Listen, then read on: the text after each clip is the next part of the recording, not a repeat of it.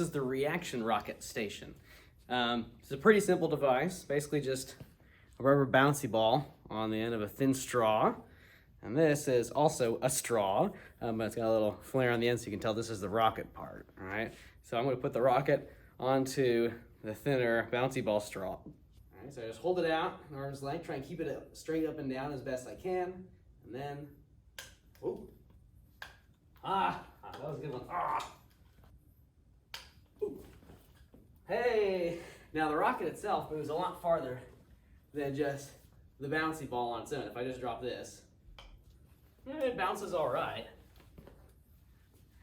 but the rocket goes way farther. So you might think about why that is, okay? And what types of energy are involved here. One of them is very obvious because of the motion that's happening here, but one, it may not be so much. So think about where the energy of the rocket comes from to be able to launch so far. All right, this is the dropper popper station. Okay, this is the dropper popper, and this is a ping pong ball I'm going to use in addition to this. The dropper popper is just a piece of rubber that's in the shape of a dome, okay, that I can flip inside out if I put a little force into it, okay? Now, it doesn't like to be like this. It likes to be the other way. You can hear it by that sound and see how easily it flips back, okay? So, if I drop this right, which is why we call it the dropper popper, okay, I want it to land on this flat part down here to see if I can get that to jolt it enough to turn back inside out. Okay? Now, aside from the gravity pulling it down, we have some energy stored in this because it's put in an uncomfortable position. So potential energy here is not just here because it's going to be pulled down by gravity, but also because of what's going on with the rubber. It's kind of, stressed. It's kind of flipped in a way that it doesn't want to be. It's going to try and flip back the other direction. So let's see if I can drop this and get it to work. Oh, that definitely wasn't it. There we go. Better.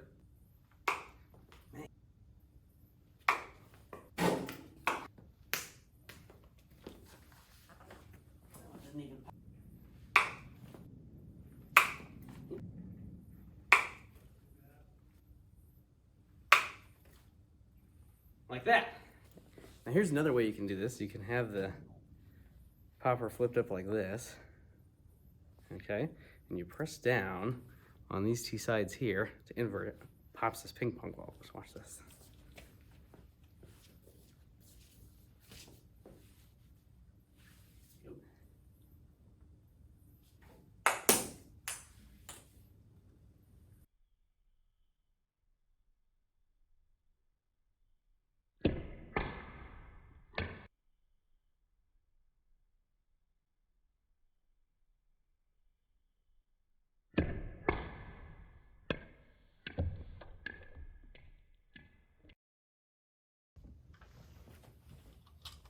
Okay, this is the pullback car station.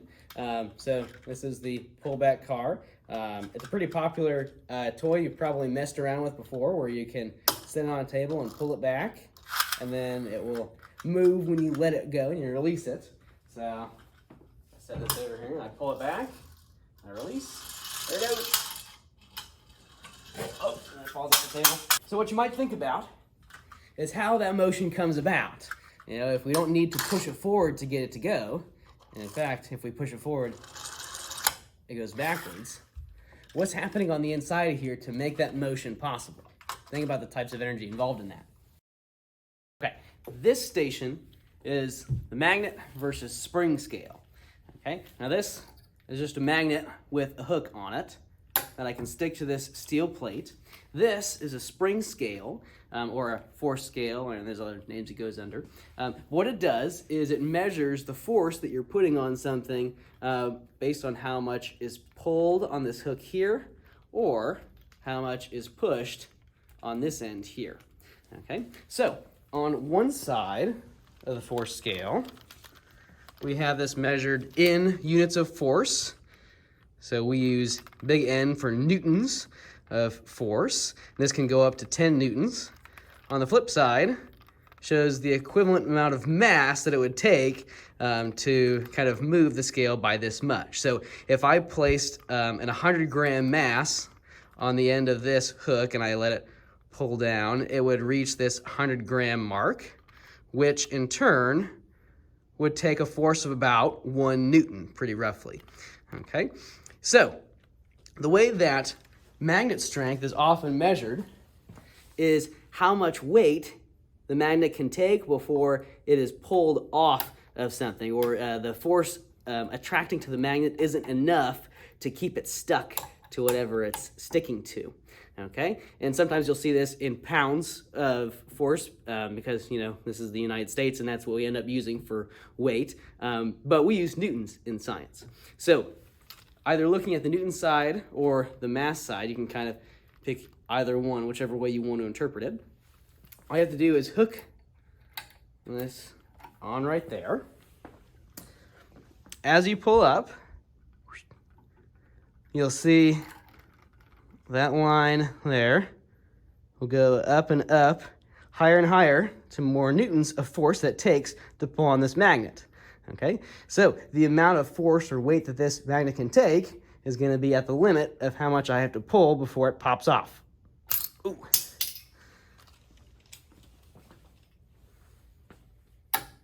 Okay, so this time it came out around maybe 5 or 6 newtons. This isn't a exactly high quality magnet, so it's not going to be a perfect measurement, but that's the idea behind it. Okay, so this scale works again by a spring and the elastic force and the elastic potential energy that's behind it.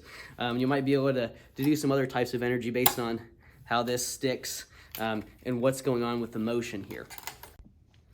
This is an extra music box station to make up for the fact that my energy ball station is broken. I'm gonna have to try and steal some footage from elsewhere. I mean, borrow footage. So this is my music box here. Sound is made through vibrations, right? And so if the goal here is to make music, which is sound, we have to be able to make some vibrations. So here, this is kind of like a little comb of little tongs. I mean, you can see that some of them are different lengths. So depending on the length, when it is flicked, it can make a noise. Okay, and that tone depends on, you know, the length of that rod that vibrates. Okay, now to flick it, we use these little nubs on this barrel, which are going to turn. So if I can get that a little closer. Okay, something like that. Okay, now in order to begin it so that I don't have to move the barrel manually on this backside here, I turn this turn key, I wind this up,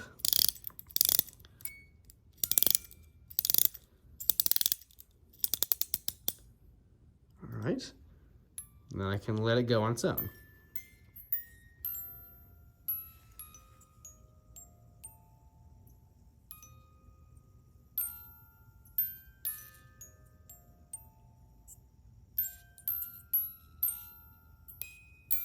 So you may want to think about what's happening on the inside of here and what I'm cranking to get it to move on its own and what kind of energy is involved with that.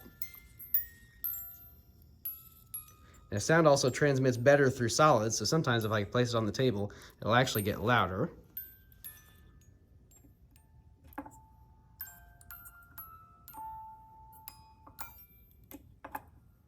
Pretty significant.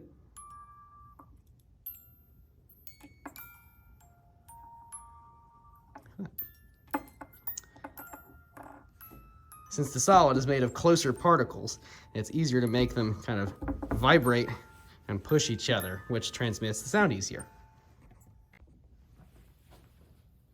All right, this station is the hand crank generators. Okay, we call it that because you can use your hand to crank this and generate electricity, cause something to happen. Now, the way that this happens is a little bit tricky. It has to do with what's on the inside here. So I'm going to momentarily disconnect this for a second and bring this a little bit closer to the camera. Okay, so inside here, you can see a couple things. There's some gears, there's some wires, there's a place where you could put a light bulb, okay, and there's also this metal barrel here, okay. Now inside this metal barrel, you actually have two things. And I'm actually gonna see if I can show it clearer on this one that doesn't have tape on it. Okay, so inside there is a little bit of copper wire. Okay, it's kind of that orangish brown stuff that's in that barrel right there. And as I turn this, you can see it starts to rotate around. Okay, so those gears are moving those little spools of copper wire.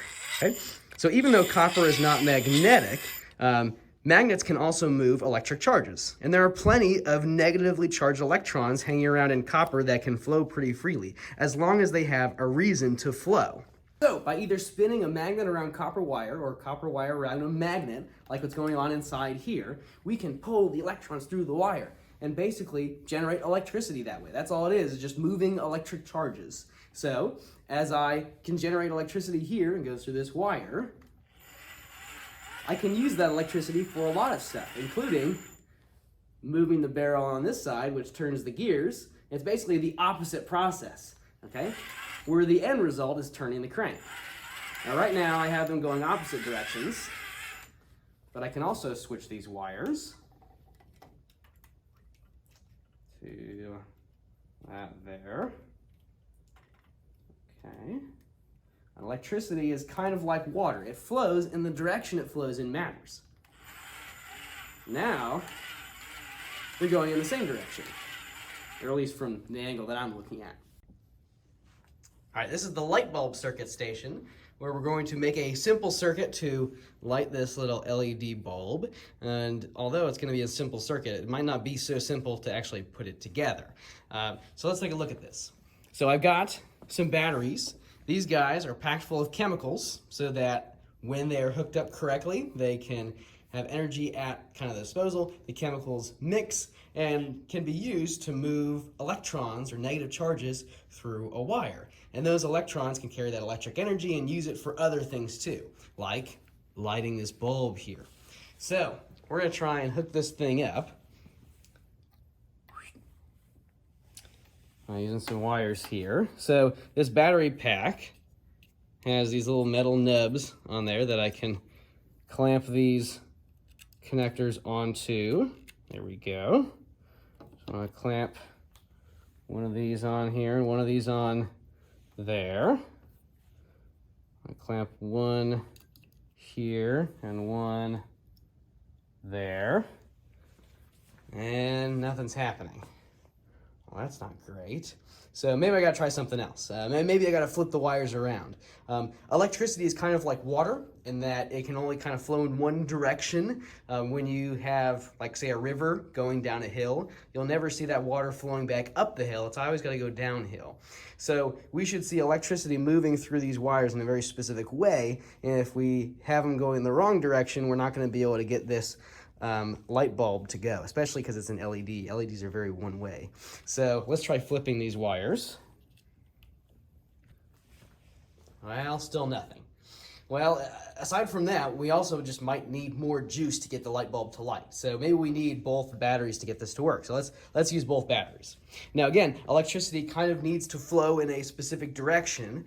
So I want these batteries to be lined up the same way. So right now I've got the positive end on this side here. I also want the positive end of this other battery to be kind of aimed in the same direction. So I'm going negative to positive, so that we can start in one spot and cycle through and move through the bulb, and then come back to the beginning and keep flowing around and around and around in some direction. Okay, now let's see if this works like this. So I'm going to connect one end to this bulb. I'm going to connect the other end. And there we go. Okay, now just to kind of show the directionality of this, if I were to flip this around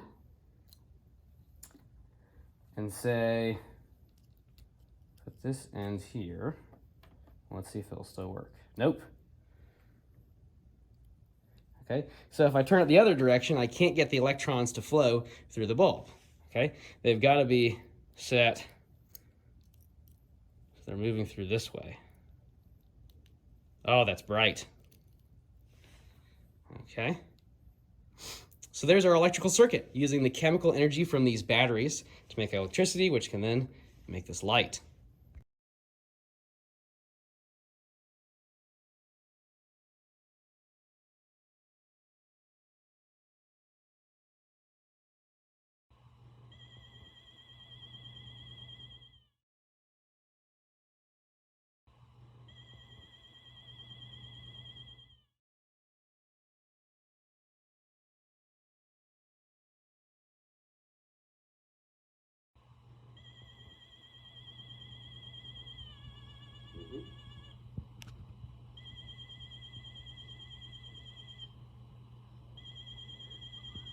This is the gyro wheel station. Here's the wheel. Here's what we're going to put on. This is just a track to place the wheel on.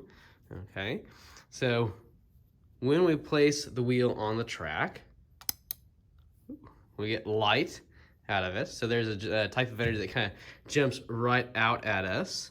Okay, now the way this sticks to the track is with these two magnets. Okay, and they're made of metal, so they help to complete the circuit that's going on in here to cause the light. So in order to get this light out of here, you're going to need something on the inside of the wheel. It might be easier to see if I turn it this way. Okay, so you've got these wires here. Okay, and it looks like you've got some batteries there that are helping to power this too. So you've got a source of energy in the batteries, that's chemical energy, that can be changed into electrical energy as long as we can finish out the circuit. And when we complete and close the circuit, we do so by using these magnets. Okay, we end up getting light out of that, so our electricity is turned into light. Not only that, you can use the potential energy of gravity pulling it down to easily get this to move. So I don't have to like physically push the wheel back and forth to get this to work. I can let gravity do the work for me. So my potential energy is changed into kinetic energy. So there's all kinds of stuff going on just in this little simple thing. If you get good at it, you can actually get it to go pretty fast.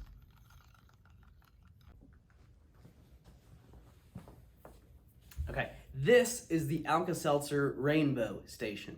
So what I've got here is Alka-Seltzer, a popular antacid tablet. We've got Universal Indicator, which is a chemical that can change colors under certain conditions. We've got a beaker and we've got a flask. So I'm going to measure out 40 milliliters of this Universal Indicator using our little beaker here. Okay, let's see if I got that. Check it on eye level. It's a little above, but it'll be fine if we have a little extra. Okay. Now that I've got that measured out, it's about 40 milliliters. I'm going to add it into this flask here. Okay, and if you can kind of see, it's sort of a green color.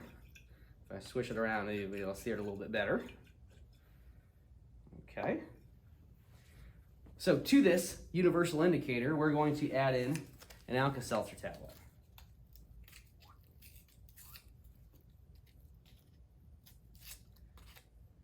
All right, here we go. Add that in. Swirl it a little bit. Okay, we have a color change, seemingly out of nowhere. It's not like I had in a red tablet. It was a white tablet. Now our stuff is red instead of green. So a color change is a good indicator of a chemical change. And if there's a chemical change, there's probably chemical energy involved in this. Okay. Now you might also notice some bubbles. That's partially because I was swirling it around a whole bunch. But if I just kind of let it sit, you're going to see it kind of fizzing out here. So we've got bubbles, we got fizz. All right. So think about what kind of energy that carries with it as the gas comes out of this mixture down here and starts to move, All right, this is the calcium chloride color changer. Now, changing color is not going to be the only thing we're going to see in this station, but it is going to be a good sign that something is happening. I'll talk about here in a second. So what we need here is 40 milliliters of this chemical called Universal Indicator, which changes colors under certain chemical conditions. All right. I need about 1 heaping spoonful. Let's get some of that in there.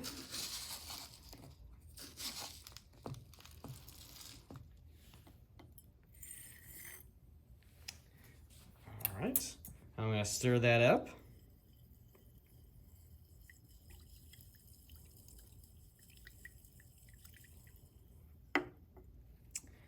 Okay. Now it's changed color a little bit. That's not the only thing that's happened. Okay. Now, room temperature right now is around 21, 22 degrees. That's what this digital thermometer is telling us. If I get this down into the liquid, you can see that the temperature is rising. If you're doing this for yourself, you'd be able to feel the bottom of the flask. And even just from that, you'd be able to tell it's starting to get warmer and warmer. Okay, so you can think about that as one of the kinds of energy that's going on here. Think about temperature change, as well as, you know, the swirling to mix it up, and the fact that it looks like this color change means there's probably a chemical change happening. So keep that in mind as well. All right, this station is called the candle convection currents. We're going to look at how smoke moves in an area that is heated, and as it cools, how the direction changes by lighting this candle, letting it heat up, and then snuffing the candle out using this beaker here. Okay, so I've got my lighter here, which uses a spark to ignite the butane gas that's inside this lighter. It's compressed down in this chamber here. So I let some of the gas out with this switch here, and then I spark it on. Gonna light this candle here. Now, if it's something you haven't thought about before, you might think about what keeps a candle burning for so long. After all, the wick is actually pretty short. So yeah, the wick burns a little bit, but what else is fueling the fire here? Okay, and what type of energy would that kind of lend itself to? Why can the flame, this release of energy, sustain for so long? What is the source here? Think about that. Okay, so our flame is going, and we're kind of letting the air heat up around it. Now I'm going to take this beaker. I'm going to kind of hold it over here and then snuff out the flame. And see if you can watch how the smoke moves. Okay, see how it kind of loops and spirals through there. This is very similar to how ocean currents move and how air currents move in the atmosphere. As hot stuff is less dense, it rises, and as cool stuff is more dense or denser, it sinks, and so you end up with this movement of up and down as things that are hot go up. As they cool down, they then sink and go back and forth and back and forth. I'm going to do it one more time.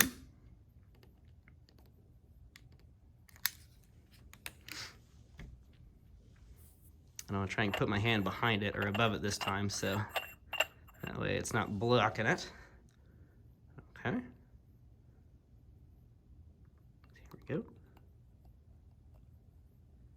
And there it goes, curling around. It goes up through the top, and around the bottom, the top, around the bottom. You can see it kind of escaping out the sides of the beaker too.